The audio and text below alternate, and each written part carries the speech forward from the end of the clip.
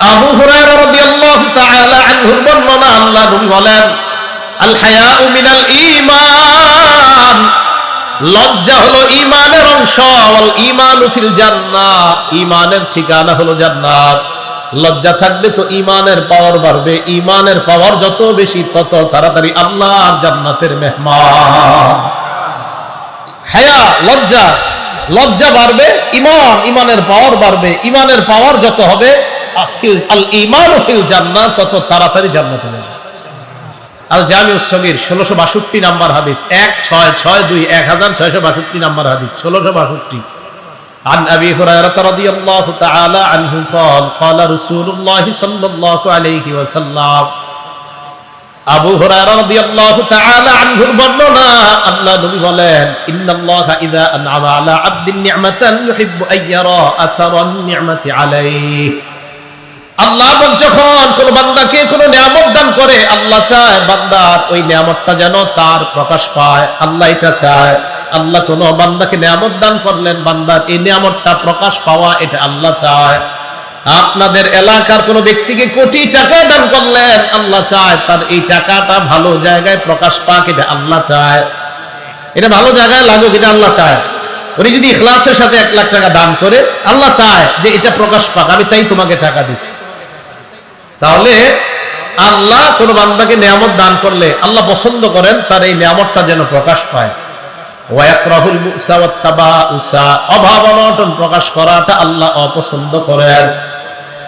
এরপর নবী বলেন, ওয়ায়ুগিজুস সাইলাল মুলহিফা, নাছুর বান্দা হয়ে যারা ভিক্ষা করে তাদেরকে আল্লাহ ঘৃণা করে। নাছুর বান্দা, দিতে হবে, দিতে হবে, না দিয়ে কই যাবেন। নাছুর বান্দা হয়ে যারা ভিক্ষা করে তাদেরকে আল্লাহ ঘৃণা করে। ওয়ায়ুহিব্বুল হাইয়াল আফিফাল মুতাআফফিফা, আর অনেক মানুষ আছে অভাব অনটনের মধ্যে কাটায়, এরপরেও কাউকে বলে না, লজ্জা থাকার কারণে কারো কাছে প্রকাশ করে না। এর কারণ হলো তার লজ্জা। আল্লাহ নবী কয়, এই লাজুক মানুষটাকে আল্লাহ ভালোবাসেন।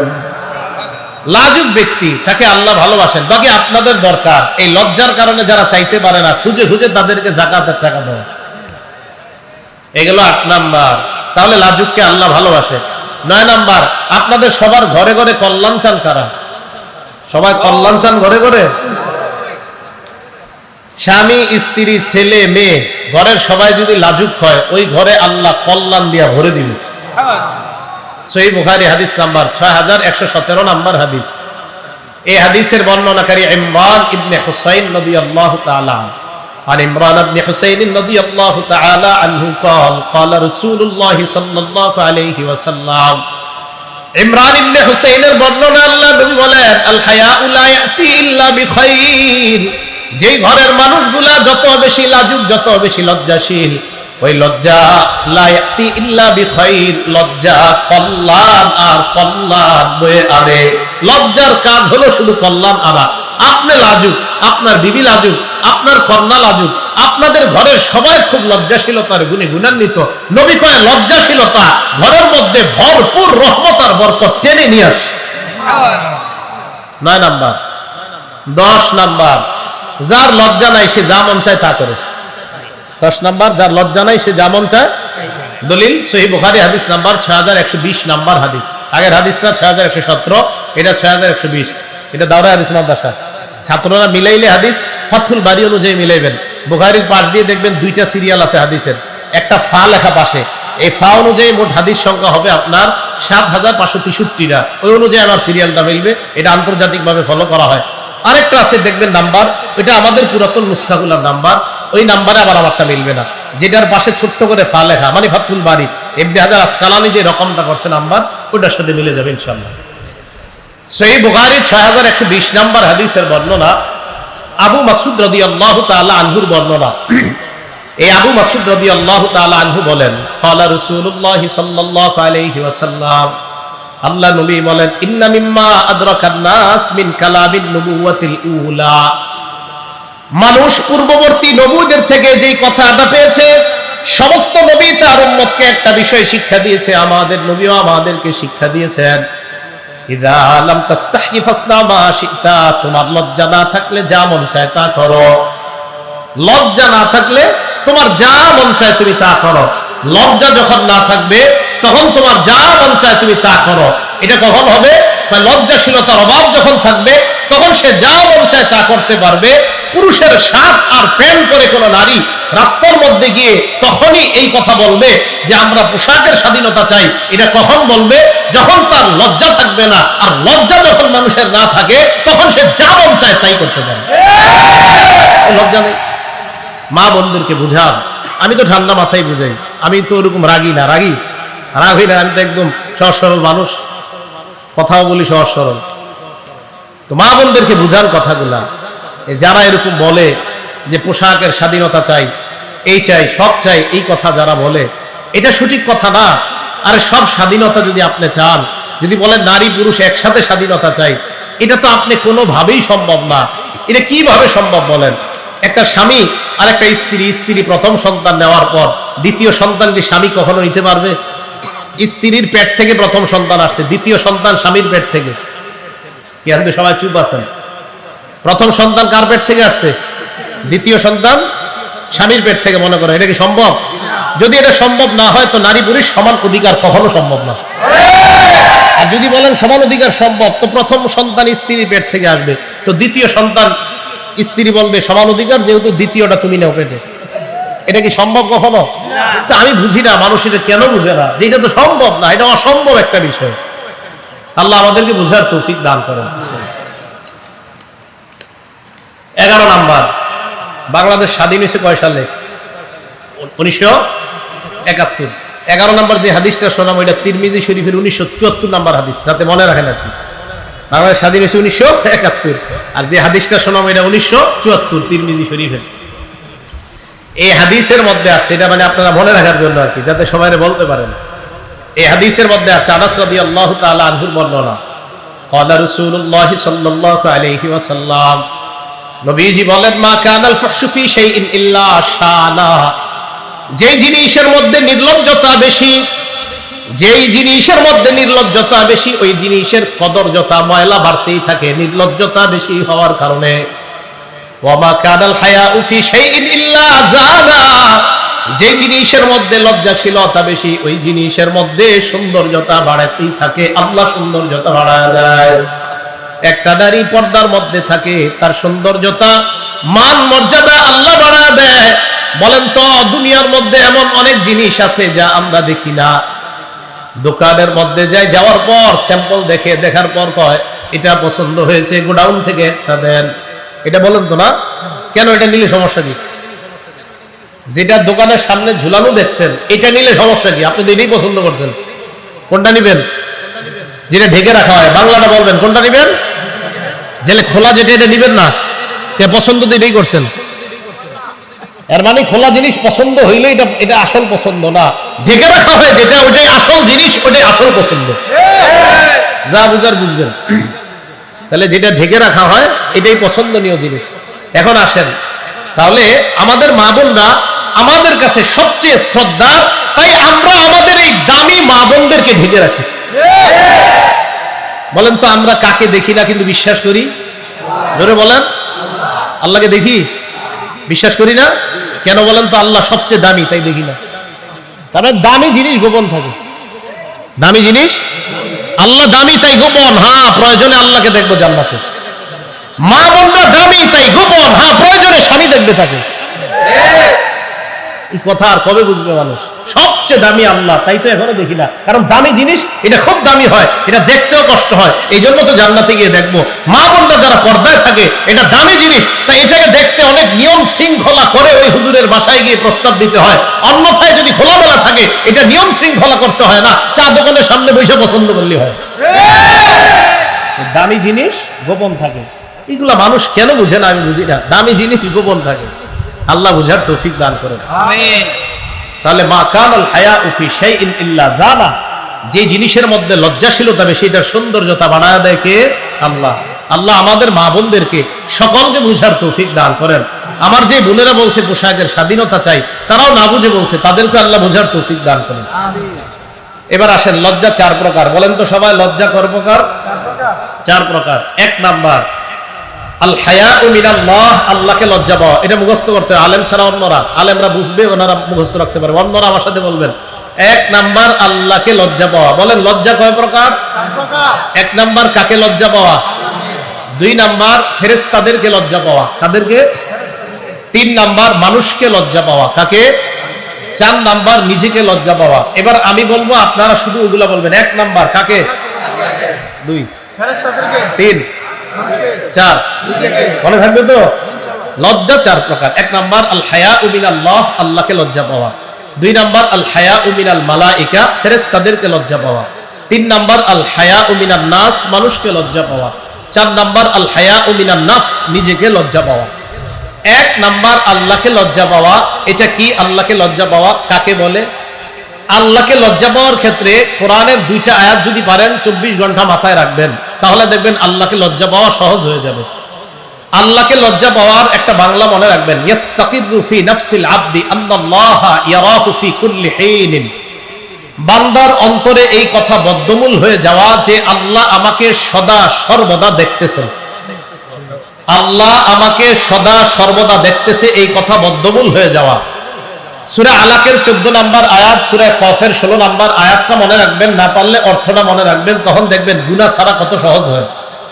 সূরা আলাকের 14 নম্বর আয়াতে আল্লাহ বলেন, আলাম ইয়ালাম বিআন্নাল্লাহা ইয়ারা, মানুষ কি জানে না? ইয়া রাসূলুল্লাহ ইন্না লানাস্তাহয়ি ওয়াল হামদুলিল্লাহ, আমরা তো লজ্জা পাই, সমস্ত প্রশংসা আল্লাহ, আপনি আবার লজ্জা দ্বারা আমাদেরকে কি বুঝাইতে চান? আল্লাহ নবী জবাব দেয়, লাইসা যাকা, লজ্জা মানে এটা লজ্জা না, ওয়ালাকিন্নাল ইস্তিহয়া মিনাল্লাহ, আল্লাহকে লজ্জা পাওয়ার মানে হলো চারটা বিষয়। এক নাম্বার আন তাহফাজার রাসা ওয়া মা ওয়া, এই মাথা আর মাথার আশেপাশের অঙ্গগুলা গুনাহ থেকে হেফাজত করা। দুই নাম্বার ওয়া তাহফাজাল বাতনা ওয়া মা হাওয়া, পেট আর পেটের সাথে যা লেগে আছে এইগুলা গুনাহ থেকে হেফাজত করা। তিন নাম্বার ওয়া তাতাযাক্কারুল মাউত, তিন নাম্বার মরণকে স্মরণ করা। চার নাম্বার ওয়াল বিলা, মরণের পর তোমাকে মানুষ মাটির নিচে দাফন করে আনবে, ওই অবস্থায় তোমার কি হবে এই কথাটা স্মরণ করা। এই চারটা। চার নাম্বার ওয়াল বিলা মানে আপনি যে পচে গলে যাইবেন মাটিতে রাখার পর, এই কথাগুলো চিন্তা করা। আল্লাহকে লজ্জা পাওয়ার চার অর্থ। এক নাম্বার মাথা, মাথার আশেপাশের জিনিসগুলা গুনাহ থেকে হেফাজত করা। দুই নাম্বার পেট, পেটের আশেপাশের সব অঙ্গ প্রত্যঙ্গ গুনাহ থেকে হেফাজত করা। তিন নাম্বার মরণকে বেশি বেশি স্মরণ করা। চার নাম্বার আপনি যে মরে যাইবেন এরপর পচে যাইবেন এই বিষয়টা স্মরণ করা। বলেন তো এক নাম্বার কিসেরকে হেফাজত করা? মাথা, মাথার আশেপাশে যা কি আছে দেখেন তো, চোখ কি আছে? চোখ। এই চোখ দিয়ে গুনাহ করা যাবে না, মনে রাখবেন চোখ হলো গুনাহের বর্ডার। এই চোখ দিয়ে গুনাহ আমাদের শরীরে ঢুকে, এই জন্য এই বর্ডারকে হেফাজত করা। কলব হলো আপনার এই দেহ নামক অঙ্গরাজ্যগুলার রাজধানীর নাম কলব। হাত এক একটা অঙ্গরাজ্য, পা একটা অঙ্গরাজ্য, এই অঙ্গরাজ্যগুলো আপনি পরিচালনা করেন যেখান থেকে, এটা হলো কলব নামক রাজধানী। এই কলব নামক রাজধানীকে যদি হেফাজত রাখতে চান, আমাদের ঢাকার রাজধানী হেফাজত রাখার জন্য আমাদের বাংলাদেশের বর্ডার গার্ড মজবুত হতে হয়।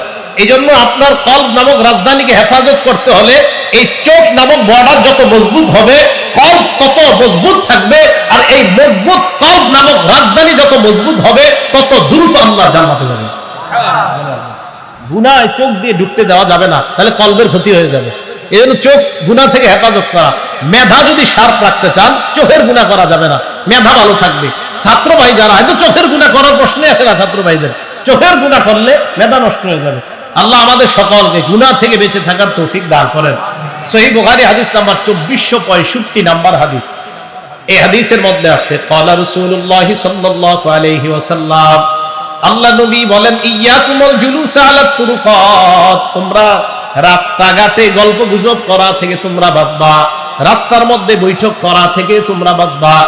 সাহাবারা বললেন, ইয়া রাসূলুল্লাহ মা লানা বুদ্দুন ইন্নামা হিয়া মাজালিসুনা নাতাহাদ্দাসু ফিহা, রাস্তার মধ্যেই তো আমরা ধর্মীয় আলোচনা করি, রাস্তার মধ্যে বসা ছাড়া আমাদের কোনো উপায় নাই। আল্লাহ নবী বলেন, ফাইন আবাইতুম ইল্লাল মাজালিস, রাস্তায় যদি বসতেই হয়, ফাআতুত তরিক হাক্কা, রাস্তার পাঁচটা হক আদায় করবা। বলেন রাস্তার হক কয়টা? বলেন লজ্জা কয় প্রকার? ভুলে গেছে, লজ্জা কয় প্রকার? এক নাম্বার কাকে লজ্জা পাওয়া? আল্লাহকে লজ্জা পাওয়ার কয় অর্থ? এক নাম্বার কাকে হেফাজত করা? মাথার আশেপাশের এগুলো হেফাজত করা। মাথার আশেপাশে একটা অঙ্গের নাম কি? চোখ। এই চোখকে গুনাহ থেকে হেফাজত করা। সহিহ বুখারী 2465 নম্বর হাদিসে নবী বলছে রাস্তার হক কয়টা? 5টা। 1 গদ্দুল বাসর, নজর নিচের দিকে রাখা, এটা হলো 1 নাম্বার হক রাস্তার। গদ্দুল বাসর, দৃষ্টি নিচে রাখা। 2 নাম্বার ওয়াকাফুল আযা, রাস্তা থেকে কষ্টদায়ক বস্তু সরায় দেওয়া। 3 নাম্বার রদ্দুস সালাম, সালামের জবাব দেওয়া। 4 নাম্বার আমরুন বিল মারুফ, নেক কাজের আদেশ করা। রাস্তা দিয়ে যাইতেছেন, ভাই চলেন নামাজে চলেন, নেক কাজের আদেশ করা। 5 নাম্বার নাহিয়ুন আনিল মুনকার, অসৎ কাজ থেকে নিষেধ করা। একজনে সিনেমা দেখতেছে রাস্তায় দাঁড়া, এই চলো এখান থেকে চলো, অসৎ কাজ থেকে নিষেধ করা। বলেন রাস্তার হক কয়টা? 5টা। 1 নাম্বার দৃষ্টি নিচে রাখা, 2 নাম্বার কষ্টদায়ক বস্তু সরায় দেওয়া, 3 নাম্বার সালামের জবাব দেওয়া, 4 নাম্বার নেক কাজের আদেশ করা, 5 নাম্বার অসৎ কাজ থেকে নিষেধ করা। আল্লাহ রাস্তার এই 5টা আদায় করার তৌফিক দান করেন। তাহলে আল্লাহকে লজ্জা পাওয়ার 4 অর্থ। 1 নাম্বার মাথার আশেপাশে যা আছে এইগুলাকে হেফাজত করা। মাথার সাথে আরেকটা অঙ্গ আছে, এটার নাম জিহ্বা, জবান। সহিহ বুখারী হাদিস নাম্বার 6474 নাম্বার হাদিস। ক্বালা রাসূলুল্লাহ সাল্লাল্লাহু আলাইহি ওয়াসাল্লাম, আল্লাহ নবী বলেন মাইয়াজমানলি মা বাইনা লাহিয়াইহি ওয়া মা বাইনা রিজলাইহি আজমাল্লাহুল জান্নাহ। নবীজি বলেন 2 চোয়ালের মাঝখানে এই জবান, 2 রানের মাঝখানের লজ্জাস্থান, এই 2 জিনিসের যেই ব্যক্তি আমাকে জামানত দিয়ে দেয়, ইয়া রাসূলুল্লাহ চোখ দিয়ে আমি গুনাহ করি না, লজ্জাস্থান দিয়ে আমি গুনাহ করি না, এই 2 জিনিসের নিশ্চয়তা দিয়ে দেয়, আজমাল্লাহুল জান্নাহ, আমি নবী তাকে জান্নাতে নেওয়ার জিম্মাদার হয়ে গেলাম। আমি তাকে জান্নাতে নেওয়ার জামিন হব, আমি তাকে জান্নাতে নিব। কয় জিনিসের নিরাপত্তা দেওয়া? 2টা, চোখ আর হলো লজ্জাস্থান। আল্লাহ আমাদেরকে বুঝার তৌফিক দান করেন। এখন আমাদের মা বোনরা যদি পর্দা ছাড়া রাস্তাঘাটে হাঁটে, বলেন পুরুষরা তাদের জবান, লজ্জাস্থান, তাদের চোখগুলো হেফাজত করা সহজ হবে না কষ্টকর হয়ে যাবে?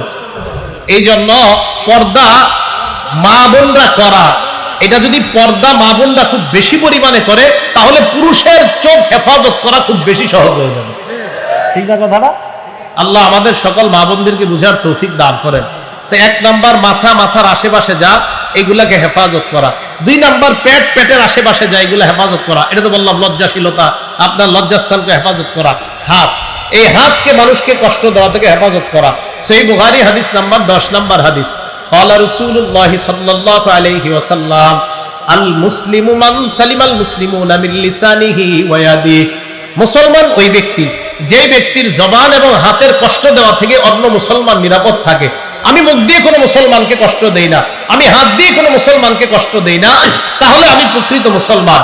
ওয়াল মুহাজিরু মান হাজারা মা নাহাল্লাহু আন, মুহাজির প্রকৃত ওই ব্যক্তি যে ব্যক্তি আল্লাহর নিষিদ্ধ বিষয়গুলো থেকে নিজেকে বাঁচিয়ে রাখে, যে ব্যক্তি আল্লাহর নিষিদ্ধ বিষয় থেকে বেঁচে থাকে, সে হলো প্রকৃত মুহাজির। এখন মুখের একটা গুরুত্বপূর্ণ কথা বলবো। মুখ দিয়ে আমরা কিছু গুনাহ করি, যে গুনাহগুলো করা আমাদের জন্য আসলে ঠিক না। এই মাইকের সামনে বসে আমরা অনেকে ইচ্ছাকৃতভাবে হইলে আল্লাহর কাছে ধরা, ভুল বশত হইলে আল্লাহ মাফ করবে, ভবিষ্যতের জন্য না হয়। মাইকে বসে আমরা কি করি? আল্লাহর নামেও মিথ্যা কথা বলি, নবীর নামেও মিথ্যা কথা বলি। মাইকে বসে কার নামে মিথ্যা কথা বলে? আল্লাহর নামে। আবার কার নামে? নবীর নামে। মনে রাখবেন সূরা নিসা, ওয়ামান আসদাকু মিনাল্লাহি হাদিসা, আল্লাহর কথার চেয়ে সত্য কথা আর কারো কথা নাই। ওয়ামান আসদাকু মিনাল্লাহি কিলা, আল্লাহর কথার চেয়ে সত্য কথা আর কারো কথা নাই। ওয়ামান আযদাকু মিম্মান ইফতারা আলাল্লাহি কাযিবা, আল্লাহর নামে মিথ্যা অপবাদ যেই ব্যক্তি দেয়, ওই ব্যক্তির চেয়ে বড় জালেম আর কেউ নাই। এখন আপনি মাইকের সামনে বলতেছেন বৈশা, আল্লাহ এটা বলছে, আল্লাহ এটা বলছে, আসলে আল্লাহ এটা বলে নাই, এটা আল্লাহর নামে মিথ্যা অপবাদ, এটা আল্লাহ বলে নাই। এটা সাবধানতা অবলম্বন করা দরকার। এই জবান দিয়ে কথা বলা হয় যেটা আল্লাহ বলছে, আল্লাহ বলে না, এটা কোথাও পাবেন না, কোনো কিতাবে পাবেন না, কিন্তু বলতেছে আল্লাহ বলছে।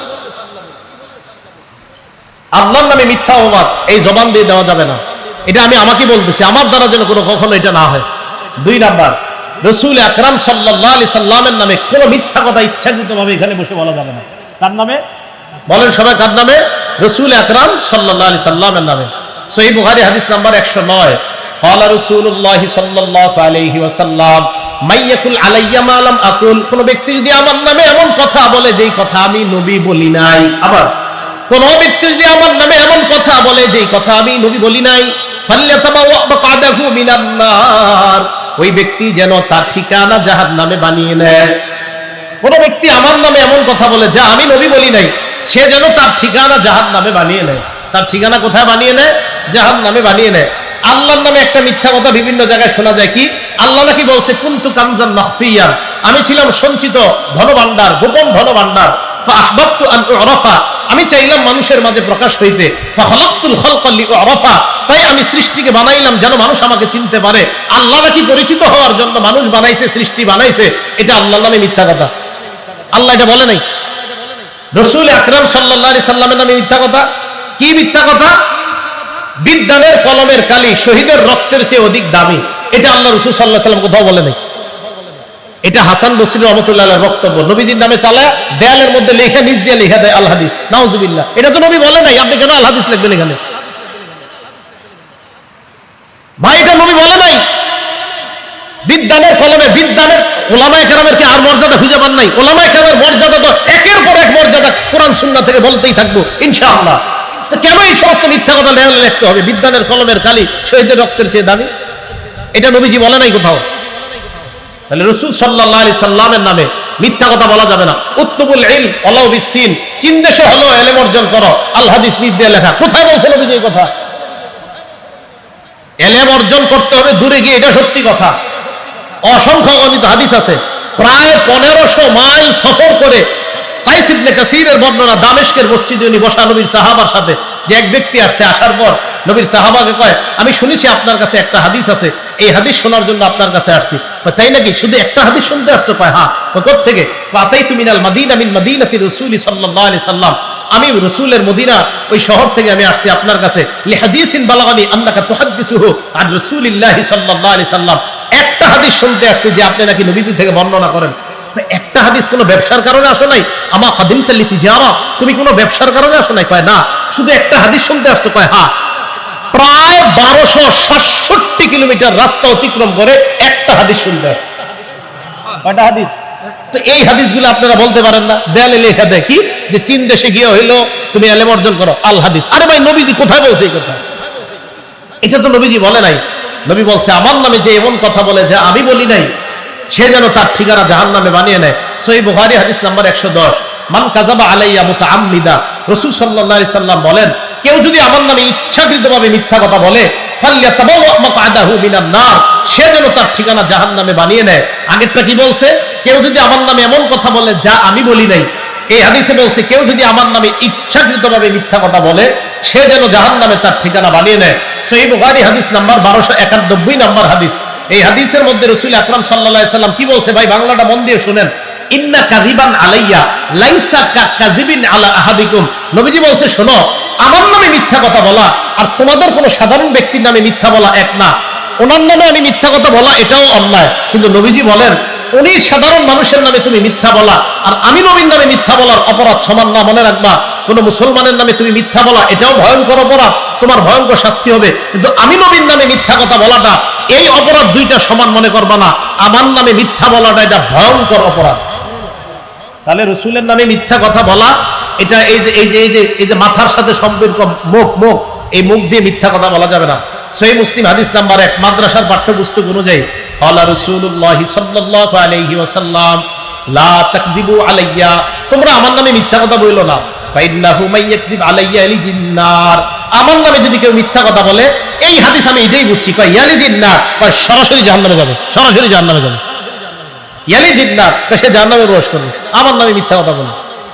সহিহ মুসলিম হাদিস নাম্বার 6, ক্বালা রাসূলুল্লাহ সাল্লাল্লাহু আলাইহি ওয়াসাল্লাম, আল্লাহর নবী বলেন, সায়াকুনু ফি আখিরিজ জামান উনাস, শেষ জামানায় এমন কিছু মানুষের আবির্ভাব ঘটবে, ইউহাদ্দিসুনাকুম মা লাম তাসমাউ আনতুম ওয়ালা আবাউকুম, তোমাদের সামনে এমন হাদিস বলবে যা তোমরাও শোনো নাই, তোমাদের বাপ দাদারাও শোনে নাই। ফাইয়াকুম ওয়া ইয়াহুম, তাদের থেকে তোমরা বেঁচে থাকবা। সহিহ মুসলিম হাদিস নাম্বার 7, ক্বালা রাসূলুল্লাহ সাল্লাল্লাহু আলাইহি ওয়াসাল্লাম, ইয়াকুনু ফি আখিরি উম্মতি দাজ্জালুনা কাজ্জাবুন, শেষ জামানায় আমার উম্মতের মধ্যে এমন কিছু মিথ্যাবাদী দাজ্জালের আবির্ভাব ঘটবে। ইয়াতুনাকুম মিনাল আহাদিস, যারা তোমাদের সামনে এমন হাদিস পেশ করবে, মা লাম তাসমাউ আনতুম ওয়ালা আবাউকুম, যা তোমরাও শোনো নাই, তোমাদের বাপ দাদারাও শুনে নাই। ফাইয়াকুম ওয়া ইয়াহুম, তোমরা তাদের থেকে বেঁচে থাকবা। লা ইউদিল্লুনাকুম ওয়ালা ইফতিনুনাকুম, তারা যেন তোমাদেরকে পথভ্রষ্ট করতে না পারে, তারা যেন তোমাদেরকে ফিতনায় না ফেলায়। ভাই আমি বুঝাইতে চাইলাম, আল্লাহকে লজ্জা পাওয়ার এক নাম্বার অর্থ মাথা আর মাথার আশেপাশে যা আছে এইগুলা গুনাহ থেকে হেফাজত করা। এই জবান, এটা মাথার সাথে, এই আমার এই জায়গাটার সাথে সম্পৃক্ত।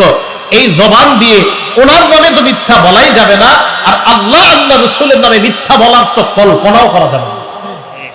মাইকের সামনে বৈশা সাবধান, আল্লাহ এটা বলছে, নবী এটা বলছে।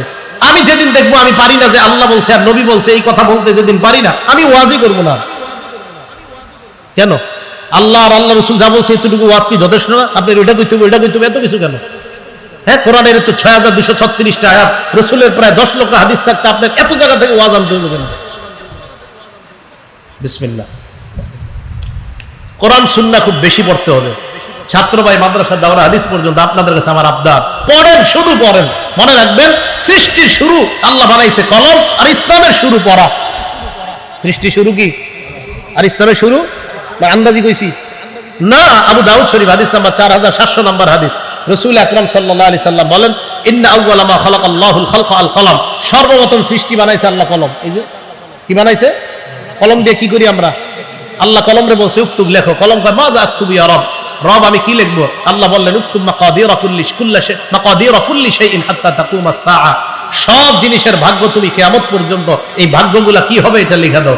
তাহলে সৃষ্টির শুরু কি? কলম। এবার দেখেন ইসলামের শুরু কেমনে হয়েছে। সহিহ বুখারী হাদিস নাম্বার 3, একদম বুখারী শরীফ খুললেই নবীজি সাল্লাল্লাহু আলাইহি সাল্লাম তাহান্নুস করতে লাগলেন, রাত্রিকালীন ইবাদত করতে লাগলেন। জিবরিল আমিন নবীজির কাছে আসছে, আসার পর বললেন ইকরা ইয়া মুহাম্মদ। আগে বলছে পড়েন পড়েন হে মুহাম্মদ। তো ইসলামের নবীজির সাথে জিবরিল আমিনের কথা শুরু হয়েছে পড়া দিয়া, দুনিয়া শুরু লেখা দিয়া। জিবরিল আমিনের সাথে নবীজির কথা শুরু হয়েছে পড়া দিয়া। তো ইসলাম আর দুনিয়া গবেষণা করলে লেখাপড়া আমাদের সবচেয়ে অভাব লেখাপড়া। ছাত্র ভাইয়েরা পড়েন, এত বেশি পড়েন, পড়েন, পড়তে পড়তে যদি আপনি কিছু হয়ে যান তখন বুঝেন। খুব বেশি পড়েন, মোবাইল থেকে দূরে থাকেন, খুব বেশি পড়াশোনা খুব দরকার। অবস্থা ভয়ঙ্কর। আপনাদের দ্বারা আল্লাহ ইসলাম হেফাজত করবে। যদি পড়াশোনা না করেন তাহলে অবস্থা খারাপ হবে। পড়াশোনা করতে হবে খুব বেশি। আল্লাহ আমাদেরকে বুঝার তৌফিক দান করেন। এখানে বসে মিথ্যা কথা বলা যাবে না। এক নাম্বার আল্লাহকে লজ্জা পাওয়া, মাথা মাথার সাথে যা সম্পর্ক এইগুলাকে কোনো গুনাহ করা যাবে না। 1, 2 পেট পেটের সাথে সম্পর্ক, গুনাহ করা যাবে না। 3 মরণকে স্মরণ করা। 4 নাম্বার মরণের পরে যে আমি পচে গলে যাব এইটাকে স্মরণ করা। আল্লাহ আমাদের সকলকে সতর্কতার সাথে যেন আমরা চলতে পারি তৌফিক দান করেন। 2 নাম্বার কারে লজ্জা পাওয়া? ফেরেশতা। 1 নাম্বার আল্লাহকে লজ্জা পাওয়া। আল্লাহকে লজ্জা পাওয়ার আরেকটা দৃষ্টান্ত দিই। অনেকে ঘরে একা একা থাকেন, দরজা বন্ধ করে থাকেন, থাকেন না? একা একা। এই জায়গায় আপনি রান খুইলা এমনি ইচ্ছাকৃত ভাবে বৈশা থাকবেন। রান খুইলা মানে লজ্জা, যেই জায়গা সতর ঢাকা ফরজ, এই সতর খুইলা এমনি বৈশা রয়েছেন, কেউ কিন্তু দেখে না, দরজা লাগানো। এটা ঠিক হবে কিনা আগে হাদিস শুনি, দেখি ঠিক হয় কিনা। আবু দাউদ শরীফ 4017 নাম্বার হাদিস। এই হাদিসের মধ্যে আসছে নবীজির এক সাহাবা নাম বাহস ইবনে হাকিম, উনি ওনার বাবা থেকে, ওনার বাবা ওনার দাদা থেকে হাদিস বর্ণনা করেন। কি উনি বলেন? আওরাতুনা মা নাতি মিনহা ওয়া মা নাজাত ইয়া রাসূলুল্লাহ। হুজুর আমাদের যে জিনিসগুলা ঢেকে রাখবো, কতটুকু ঢেকে রাখতে পারবো, কতটুকু আমরা ঢেকে রাখবো না। নবীজি জবাব দিলেন ইহফাজ আওরাতাক ইল্লা মিন যাওজাতিক। তুমি তোমার বিবি ছাড়া অন্য সকলের সামনে লজ্জাস্থান ঢেকে রাখবা। লজ্জাস্থান কখনো প্রয়োজন হলে খোলা, এটা আল্লাহ খাদ দিয়ে দিছে কোথায় লজ্জাস্থান খোলা যাবে। তারপর সাহাবা প্রশ্ন করে ফেলছে, দেখেন ইদা কাদা আহাদুনা খালিয়ান ইয়া রাসূলুল্লাহ। হুজুর আমাদের কেউ যদি ঘরের ভিতরে একা একা থাকে তাহলে কি সব ঢেকে রাখতে হবে? ভালো করে মন দিয়ে শুনেন। হুজুর আমাদের কেউ যখন ঘরে একা থাকি তখনও কি ঢেকে রাখতে হবে? নবীজি বললেন আল্লাহু আহাক্কু আইয়ুস্তাহিয়া মিনহু মিনান নাস। ঘরের মধ্যে কেউ নাই, আল্লাহ তোমাকে দেখতাছে, আল্লাহকে মানুষের চাইতে বেশি লজ্জা পাওয়া দরকার। ঘরের মধ্যে কেউ দেখে না, আল্লাহ তো দেখে, তা আল্লাহকে বেশি লজ্জা পাওয়া। তাহলে 1 নাম্বার আল্লাহকে লজ্জা পাওয়া। 2 নাম্বার ফেরেশতাদেরকে লজ্জা পাওয়া। সূরা ইনফিতরের 10, 11, 12 নাম্বার আয়াত আল্লাহ বলেন ওয়া ইন্না আলাইকুম লাহাফিজিন কিরামান কাতিবিনা ইয়ালামুনা মা তাফআলুন। তোমাদের উপর সংরক্ষণকারী ফেরেশতারা আছে, কিরামান কাতিবিন সম্মানিত লেখকগণ, ইয়ালামুনা মা তাফআলুন তোমরা যা করো তারা জানে। তাহলে আমি আপনি দেখেন এখন থেকে, আজকে থেকে এই যে এখন হেঁটে হেঁটে যাব, আচ্ছা, আমাকে আল্লাহ দেখে সর্ব অবস্থায়, আবার দুজন ফেরেশতাও আমাকে দেখতেছে, তারা লিখবে, সব লিখে ফেলতেছে সম্মানিত ফেরেশতারা। তো আমি আপনি সবসময় ভাবা আল্লাহ সর্বদা দেখতেছে, আবার ফেরেশতারাও লেখার জন্য প্রস্তুত, এই কথাটা ভাবনায় আনা, তাহলে দেখবেন গুনাহ করা আমাদের জন্য কঠিন হয়ে যাবে। এটা 2। 3 নাম্বার, মানুষকে লজ্জা পাওয়া। কাকে লজ্জা পাওয়া ভাই? মানুষকে লজ্জা পাওয়া। মানুষকে লজ্জা পাওয়ার উদাহরণ কি? নাসাই শরীফের 406 নম্বর হাদিস। মন দিয়ে শুনেন। আপনাদের এলাকায় নদী আছে? নদীতে গোসল করেনি মানুষ? মানে একদম খোলামেলা গোসল করে? খোলামেলায় তো আপনি শরমে বুঝতেছেন না, তো দেয়াই তো যায়। হ্যাঁ, পুরুষরা করে না গোসল? নারীরাও করে। হ্যাঁ জি করে। চিন্তা করে আমার এলাকায় না, সমস্যা নেই, আমগো এলাকার নদীতেও করে, আপনাদের এলাকায় তো করে। আচ্ছা, হয়তো আপনার এলাকা করে না, আমাদের এলাকার এদিকে নদীতে আমি দেখছি করে। ঠিক আছে, আপনাদের আল্লাহ হেফাজত করুন। তো নাসাই শরীফের 406 নম্বর হাদিস, রাসূল আকরাম সাল্লাল্লাহু আলাইহি সাল্লাম, দেখেন আমাদের অনেক পুকুরেও খোলামেলা গোসল করে অনেক মা বোনরা, ঠিক না? এটা নবীজি সাল্লাল্লাহু আলাইহি সাল্লাম এক জায়গা দিয়ে যাইতেছে, আন্না রাসূলুল্লাহ সাল্লাল্লাহু আলাইহি ওয়াসাল্লাম রাআ রাজুলান ইয়াগতাসিলু বিল বারাজ। আল্লাহ নবী দেখলেন এক পুরুষ খোলা জায়গায় গোসল করে, নারী না পুরুষ, পুরুষকে দেখছে খোলা জায়গায় গোসল করে। ফাসাইদাল মিম্বার, আল্লাহ নবী মসজিদে গিয়ে মিম্বরে দাঁড়াইলেন, সাহাবারা অবাক, আল্লাহ নবী এই মুহূর্তে মিম্বরে কেন দাঁড়াইলেন? মিম্বরে দাঁড়ানোর পর ফাহামিদাল্লাহ ওয়া আসনা আলাইহি, আল্লাহ নবী আল্লাহর প্রশংসা করলেন, করার পর বললেন, শোনো তোমরা, ইন্নাল্লাহা হালিম, আল্লাহ ধৈর্যশীল, আল্লাহ সহনশীল, হাইয়ুন, আল্লাহ বড় লাজুক, সিত্তিরুন, আল্লাহ মানুষের দোষগুলা গোপন রাখে। আল্লাহ মানুষের দোষগুলা গোপন রাখে। শোনো একটু, তোমরা কি আল্লাহ তোমার দোষগুলা গোপন রাখে, তো তোমরা যদি নিজেদেরকে গোপন রাখো না, পরে কি করে দেখেন, ফাইদাল তাসালা আহাদুকুম ফালইয়াস্তাতির, তোমাদের কেউ যখন গোসল করো একটু পর্দা টর্দা দিয়ে গোসল করো। পুরুষরে কইছে, নারীরে না। তাহলে নারীদেরটা কি বলবেন? একটা পুরুষকে দেখছে খোলা জায়গায় গোসল করে, তো নবীজি সাল্লাল্লাহু আলাইহি সাল্লাম বললেন, আর আরেকটা কথা, এমনি পুরুষরা, আমরা যারা ছাত্র ভাইরা গোসল করি, একটা গামছা রাখা দরকার গোসল করার সময়, অন্য যেন আপনার শরীরের দিকে নজর না দেয়। আল আইনু হাক্কুন আর নজরু হাক্কুন, নজর কিন্তু লেগে যায়। তা আপনার উপরে হিংসুক নজর যদি লেগে যায়, আল্লাহ না করুক আপনার শরীরের উপর লেগে যাইলে দেখবেন এই যে শরীর ভাঙা শুরু হবে। হাদিস দ্বারা প্রমাণিত। হিংসার উপর আমার বয়ান আছে লম্বা, তো এই হাদিসগুলো প্রমাণিত। এই জন্য আমরা যারা গোসল করি পুরুষরা, ছাত্ররা একসাথে করতে হয়, তো আমরা অন্তত গামছা রাখা, আমার শরীর যেন অন্য কেউ না দেখে, এই বিষয়গুলো খুব সতর্ক থাকা। আপনারা যারা বাচ্চাদেরকে গোসল করান, বারান্দায় এদেরকে শীতকালে রোদ্রে দাঁড় করান, খালি গায়ে দাঁড় করায় না আল্লাহর হস্তে, এই বাচ্চার উপর কারো নজর লেগে যেতে পারে। মাঠে খোলা গায়ে বাচ্চাগুলোরে ছেড়ে দিবেন না, অন্য কারো নজর লাগতে পারে। তো রাসূল আকরাম সাল্লাল্লাহু আলাইহি সাল্লাম বললেন, তোমাদের কেউ যখন গোসল করে সেজন্য একটু পর্দা দিয়ে গোসল করে। এবার আসেন, এটা গেল নাসাই শরীফের 406 নম্বর হাদিস। আরেকটা হাদিস শুনেন, আবু দাউদ শরীফের 4014 নম্বর হাদিসের বর্ণনা। এই হাদিসে একজন সাহাবা আছে, নাম জারহাদ। কি নাম বলেন তো? জারহাদ। এই জারহাদ রাদিয়াল্লাহু তাআলা আনহু বলেন, জালাসা রাসূলুল্লাহ সাল্লাল্লাহু আলাইহি ওয়াসাল্লাম ইনদানা, আল্লাহ নবী আমাদের সামনে বসলেন। আমাদের সামনে যখন আল্লাহ নবী বসলেন, ওয়া ফাখিজি মুনকাশিফা, নবী যখন আমাদের সামনে বসলেন, আল্লাহ নবীর সামনে যখন আমরা বসা, আমার দিকে তাকায় দেখে আমার উরুদেশ খোলা, আমার রান খোলা। ওয়া ফাখিজি মুনকাশিফা, আমার রান খোলা। আল্লাহ নবী আমার দিকে তাকায় বললেন, হে মিয়া, আমা আলিমতা আন্নাল ফাখিজা আওরা, তুমি কি জানো না রান যে ঢেকে রাখতে হয়? রান ঢাকো।